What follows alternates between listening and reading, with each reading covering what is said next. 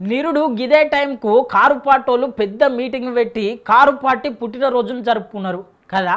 మరి గీయాల కూడా గట్లనే పెద్ద మీటింగ్ పెడతారు అనుకుంటే ఈ ఎండలేమో బగ్గ కొడుతున్నాయి.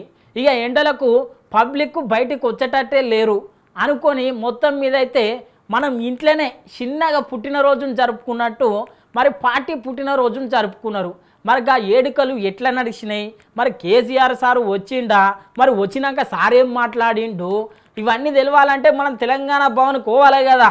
మరి ఇంకెందుకు ఆల్చం, చలో తెలంగాణ భవన్. ఎండ దెబ్బ పబ్లిక్ పడ్డదో లేదో కానీ బీఆర్ఎస్ పార్టీకి అయితే పక్క పడ్డది. అవు మళ్ళా కారు పాటోళ్ళు కారు పార్టీ పండుగను ఎప్పుడు పెద్ద పెద్ద సభలతో చేసుకుంటుర్రే.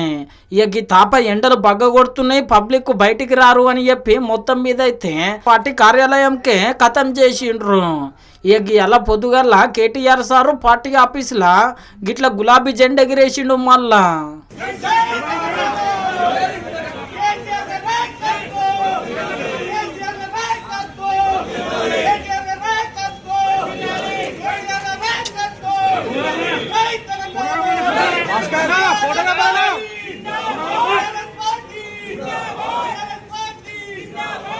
చూసిరు కదా సారు గిట్ల గులాబీ జెండా ఎగిరేసినాక ఇక అటెనక కేసీఆర్ సార్ వచ్చి తెలంగాణ తల్లికి పూల దండ వేసి చిన్న లీడర్లను పెద్ద లీడర్లను వల్కరించి ఇక అటెనక పార్టీ మీటింగు షురు అయ్యింది.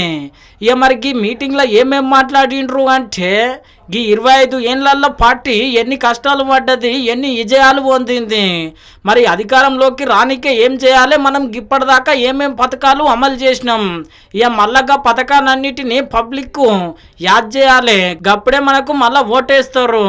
ఇక చెయ్యి పార్టీ సర్కారు చేస్తున్న మోసాలను పబ్లిక్ పక్క చెప్పాలి, ఇక సెంట్రల్ సర్కారు చూస్తున్న చిన్న సూపును కూడా ఎత్తి చూపాలి అని చెప్పి పార్టీ లీడర్లకు బగ్గనే ఇచ్చిండు మళ్ళా క్లాసు.